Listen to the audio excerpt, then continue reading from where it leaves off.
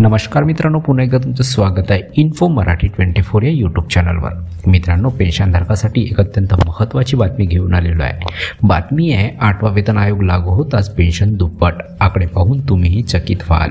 मित्रांनो, नेमकं काय आहे या बातमीमध्ये आपण नक्की बघूया। पण त्याआधी जर तुम्ही आपल्या चॅनलवर नवीन असाल तर चॅनलला सबस्क्राईब करून बाजूला दिलेल्या बेल आयकॉनला नक्की क्लिक करा। व्हिडिओ जर कामाचा आणि महत्त्वाचा वाटला तर व्हिडिओला लाईक करून आपल्या मित्रपरिवारासोबत नक्की शेअर करा।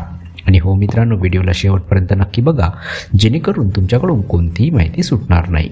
मित्रांनो, केंद्र सरकारचे लाखो निवृत्त कर्मचारी आणि पेन्शनधारक सध्या 8व्या वेतन आयोगाच्या शिफारसी लागू होण्याची उत्सुकतेने वाट पाहत आहेत। या नव्या आयोगानंतर केवळ पगारच नव्हे तर पेन्शनमध्येही मोठी वाढ होण्याची शक्यता व्यक्त केली जात आहे। सरकारी आकडेवारीनुसार 30 ऑक्टोबर 2025 पर्यंत देशात 68.72 लाख पेन्शनधारक आहेत, ज्यामध्ये नागरी संरक्षण, दूरसंचार, रेल्वे आणि टपाल विभागातील कर्मचारी समाविष्ट आहेत। मित्रांनो, फिटमेंट फॅक्टर म्हणजे काय याबद्दल आपण बघूया। मित्रांनो, पेन्शनमध्ये किती वाढ होईल हे ठरवण्यात फिटमेंट फॅक्टरची मोठी भूमिका असते। प्रत्येक वेतन आयोगात कर्मचाऱ्यांचा मूलभूत पगार आणि पेन्शन यांची गणना याच घटकावर आधारित असते। 7व्या वेतन आयोगात फिटमेंट फॅक्टर 2.57 ठेवण्यात आला होता, म्हणजे 6व्या आयोगाच्या तुलनेत पगार आणि पेन्शन 2.57 पट वाढले। मित्रांनो, जर 8व्या वेतन आयोगात सरकारने फिटमेंट फॅक्टर 2.57 वरून 3 किंवा 3.68 पर्यंत वाढवला तर कर्मचाऱ्याच्या पेन्शनमध्ये दुहेरी वाढ होऊ शकते। उदाहरणार्थ, जर सध्याची मूलभूत पेन्शन 30,000 रुपये असेल तर 3.0च्या फॅक्टरनुसार ती 90,000 रुपयापर्यंत जाऊ शकते। त्यामुळे निवृत्त कर्मचाऱ्यांसाठी हा मोठा आर्थिक दिलासा ठरणार आहे। मित्रांनो, केंद्र सरकारने काही दिवसापूर्वी 8व्या केंद्रीय वेतन आयोगाच्या स्थापनेस मान्यता दिली आहे। हा आयोग 18 महिन्याच्या आत आपल्या अंतिम अहवाल सादर करेल।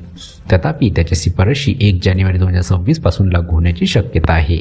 या आयोगाचे नेतृत्व सुप्रीम कोर्टाच्या निवृत्त न्यायमूर्ती रंजन प्रकाश देसाई।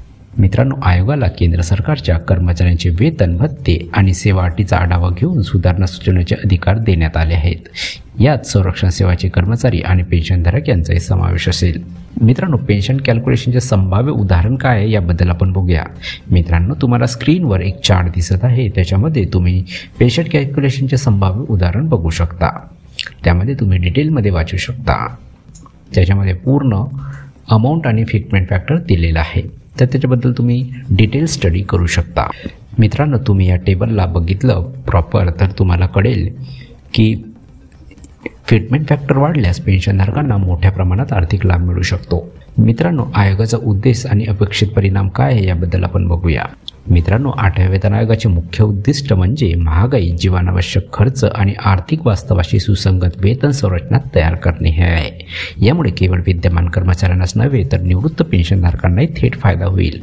आयोग नियमितपणे अंतरिम अहवाल देखील सादर करणार आहे, ज्यातून क्रमवार सुधारणा लागू होऊ शकतात। मित्रांनो, 8व्या वेतन आयोगाच्या शिफारसी लागू झाल्यानंतर केंद्रीय कर्मचाऱ्यांच्या वेतनासोबतच पेन्शनधारकांच्याही उत्पन्नात मोठी वाढ होईल। त्यामुळे ही सुधारणा लाखो निवृत्त कर्मचाऱ्यांसाठी मोठी दिलासा ठरणार आहे। पुढील काही महिन्यात सरकारचा अंतिम निर्णय येण्याची अपेक्षा आहे।